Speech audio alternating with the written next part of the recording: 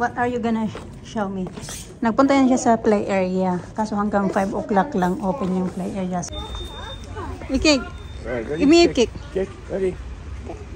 Oh. Plan na mag-ano na mag-settle down na ba, mag-asawa ba,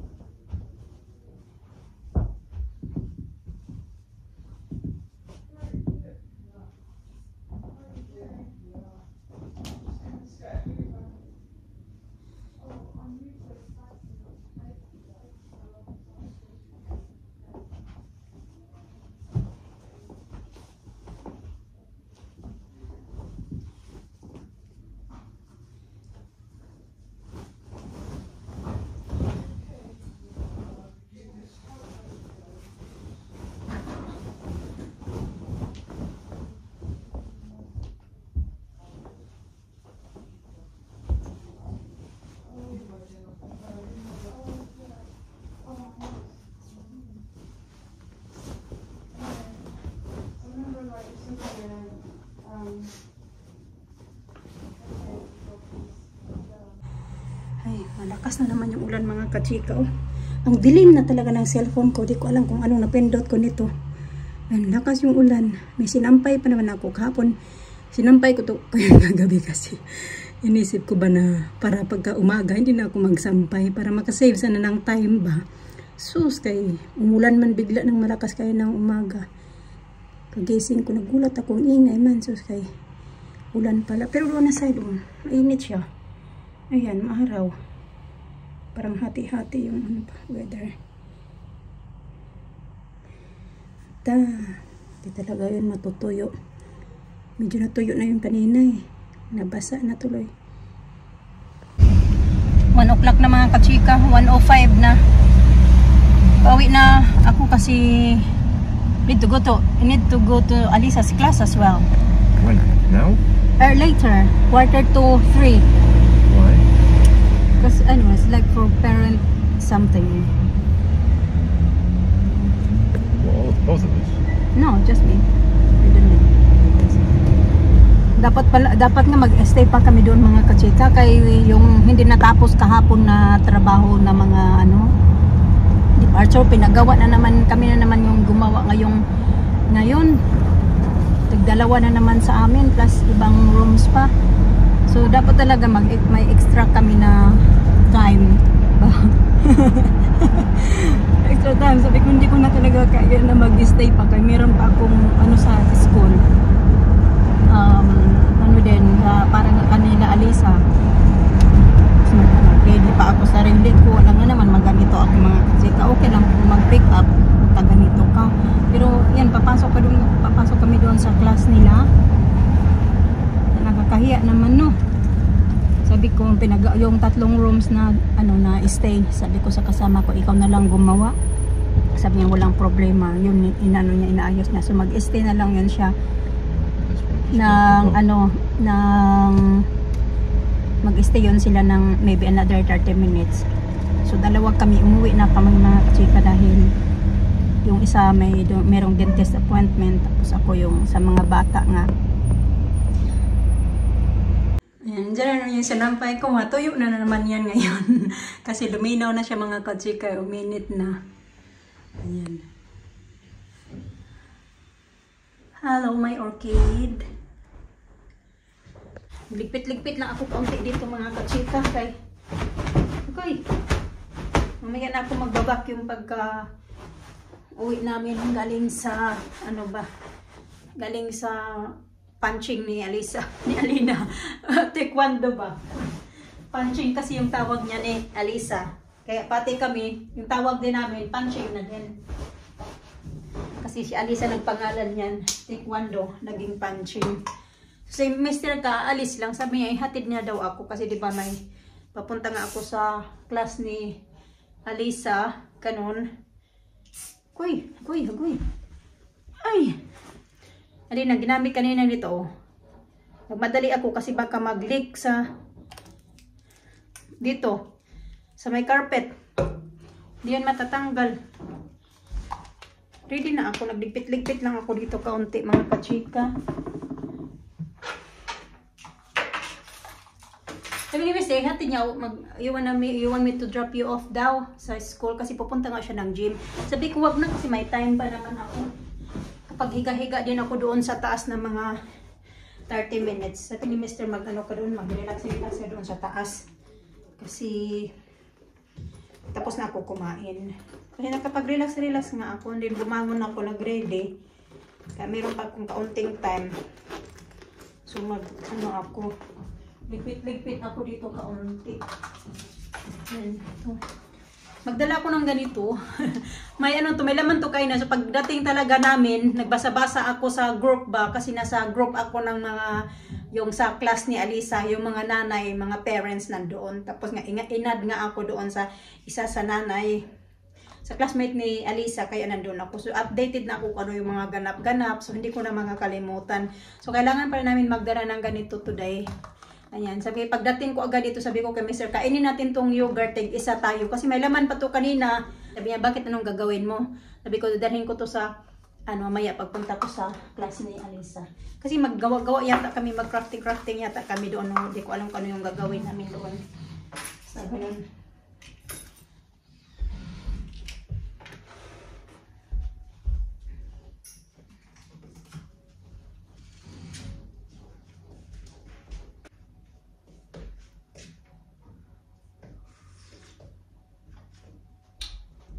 Inom na muna tayo ng tubig mga kachika. Ito yung uniform ko, nilabahan ko ito kagabi. Tapos, bago ako natulog, kasi mas maaga ako natulog kagabi, sabi ko kay Mr. na pag matapos na yung winawashing ko dyan, tanggalin mo yung uniform ko at isampay mo para may uniform ako bukas. So, dalawa to. Yung isa kanina, yun na yung sinuot ko kanina. Ito naman tuyo na i-ano ko din. O, tuyo na din yung pati yung sinuot ko kanina. Tuyo na at no, tuyo din agad siya. Yun din yung susuotin ko bukas.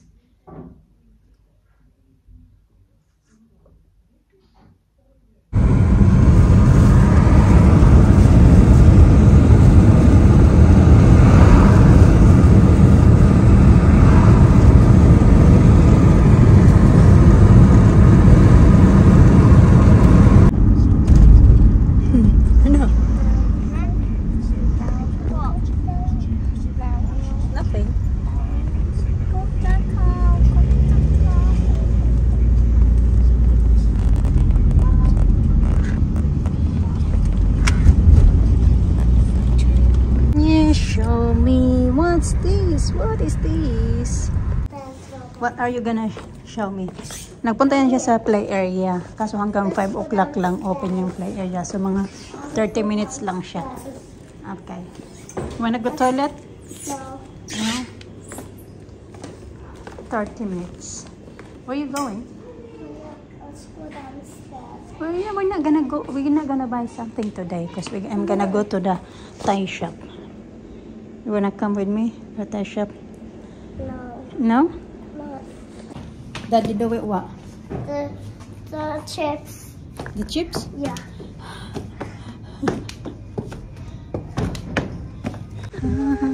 Good. Yeah, very good at balancing. Good, there you go. Give me down like that. Good Natalie, that's it. Oh, that's a good one. Yeah. Now then, huh? Yeah, show me here, there ba? There. There now. There. There. Then you give me a cake. There, here. Go on. A cake. All right, ready? Give me a cake. Kick, ready? Oh. More like that, and then Can I try? then. Yeah. Okay, Alisa's try. Alisa's turn. You know. It came from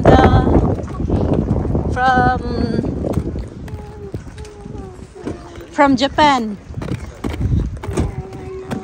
Very good. What do you call that? Balancing. Yes. Sige na. Yeah, take it off that one. On your belt. Thank you.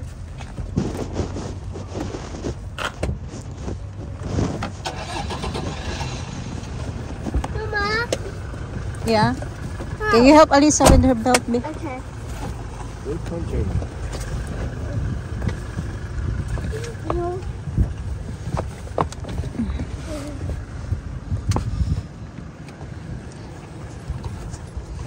Mama, help. Okay. You do that one and you put in the back behind. Okay.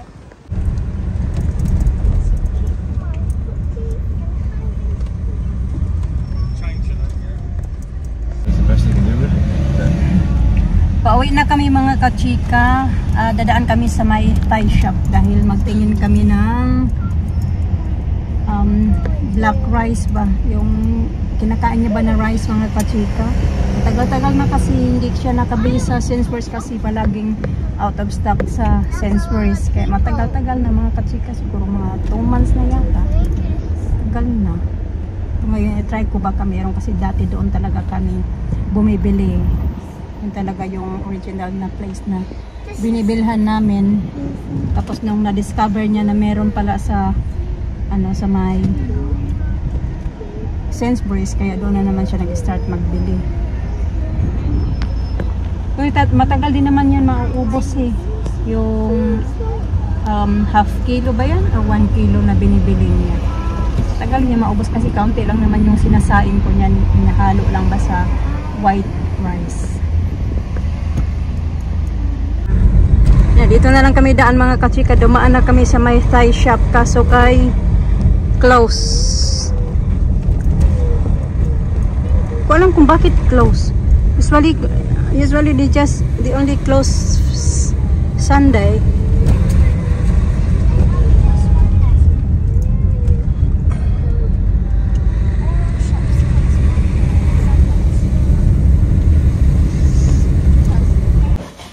Saan ko lang ito kaya mag-fried chicken ako. Ano lang naman ito mga kachika. 6 na piraso ba? Pagkain ko, pa-extra ko sa mga bata. Naglalaro na sila pero tapos naman yung mag-dinner. Nasan ko para maano siya matuyo ba? Medyo may tubig-tubig kasi galing ito sa freezer at hinugasan ko. Ayan. Ano na pala? 6:50 na pala. 10 minutes na lang papasok na yung mga bata dito. Mag-ano lang ako. Ibilisan ko to. Nakalimutan ko kasi nag-chika-chika. Kami ba? Chika-chika kami ng friend ko. Sa messenger. Message. Kalimutan ko na may obligasyon pagkakita dito. Ito lang naman lulutuin ko mga kachika. Ito na din yata yung ulam ko. Yung tira-tira ng mga bata. And si Mr. Mag-salmon. Tapos mag-rice na lang daw siya, white rice na lang daw siya. Lulutuan ko yun ng fresh na rice. Kasi nagluto ako kayo ng umaga. Parang ubos na. Kasi kinainan ng mga bata. Kinainan ko din. Kayo na pag-uwi ko. Galing sa work. And then yung mga bata kayo na galing sa school. Tapos kaunti naman ngayong dinner nila.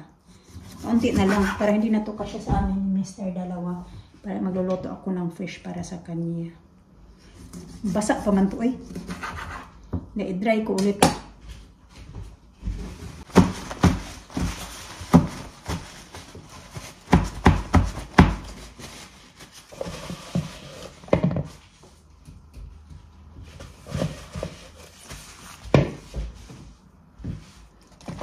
Crispy fry.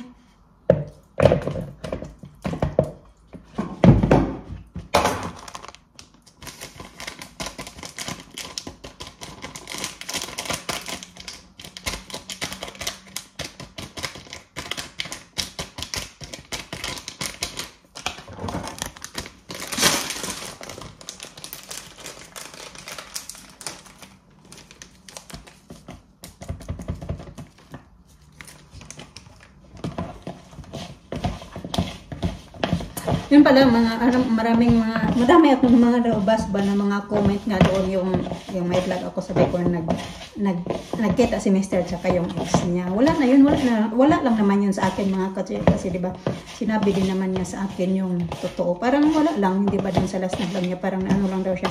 Naobligan na tuloy na sabi niya na magano sila kasi nga yun din yung nag-ano sa kanya na yung sa dentist, ganun ba.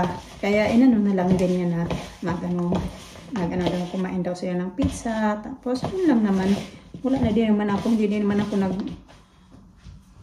may tiwala din naman ako niyan. Tapos yun wala na kasi yun lang. Yung ano lang yun sila, yung past na yun ano na, wala naman silang relasyon na ngayon kasi diba, pagrelasyon ka pa. And then, yun na, pinano lang yun sila. Yung wala na ba yung nakaraan ba?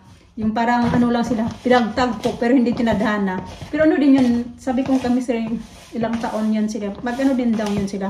Kasi yung babae na yung dati dito yun siya sa London. Dito yun siya. Basta maraming kwento doon sa ano nila, sa relationship nila. Hindi ko na lang ikwento sa inyo. Basta hindi talaga. Yung pinagtagpo lang sila ba pero hindi tinadhana. Yun nga yung 5 years. Sabi ko matagal-tagal din pala. Sabi niya matagal-tagal din. Sabi ko wala ba kayong plano, nagplan-plan na mag-settle down na ba, mag-asawa ba, magpakasal. Sabi niya na pag-usapan din naman pero hindi na talaga nag-work yung hanggang 5 years lang kasi marami nang ayoko na lang sabihin basta marami bang rason ba basta yung sa part din ng babae ba kaya hindi talaga magkasundo kasi maraming mga complicated na mga bagay-bagay na sa babae. So, ewan ko, kaya hindi yata yung nag-work. Hindi ko na lang din sabihin ko ano yung mga, basta may mga kababalaghan ba yung babae ba na ginawa. Matagal na yun eh. Matagal na yun, bago pa yun siya nag-start magpunta ng Pinas. Yun na yun. Tagal na. Si pangalawang nakadalawang din yan siya, girlfriend na Romanian mga kachika si Mr. Kasi yung mga Romanian din man, iwan ko kung hanggang ngayon same pa din. Pero, mga din ba yung mga babae, good looking din yung mga babae. Kung wala na kasi yung ex niya, medyo may edad na din ba? May edad na daw, tapos nag-iba na ba? Siyempre kasi habang tumatanda tayo, nag-iiba talaga yung natin, yung ating itsura, yung katawan. Ay! Talsik! Kaya wala na, hanggang doon na lang. Parang obliga lang daw siya kasi nga, sabi niya na mababait daw yung kapatid niya ng babae na yun. Kasi nga nung dati sa London yun sila nakatira, sila ni Mr. kasi nung kaya nagkatrabaho si Mr. sa London, kaya sa London sila nakatira. Kaya kilala niya na yung mga kapatid ng babae. Kilala niya ba ng pamilya ba? Tapos nakapunta na sila sa family ng babae. Parang ganun na nga kasi imagine 5 years din. Tapos yung magkapatid ng babae nakatira doon sa kung saan sila nakatira si Mr. before sa apartment nila sa flat. Kaya may maganda din ba yung silang mga samahan ba? Pero yun nga, hindi naman talaga sila yung nakatadhana. Marami din naman ang gagawin, diba? Ako may mga namit din ako, mga lalaki, pero hanggang doon lang. Hindi talaga kami pinagtagpo lang talaga, pero hindi talaga pinagtadhana. Hugas na ako dito. Pero wala naman sa akin yung din ako. May tiwala naman ako mga kachika sa kanya. Alam ko naman, kilala ko naman kaya wala akong dapat ipag-alala, ganun.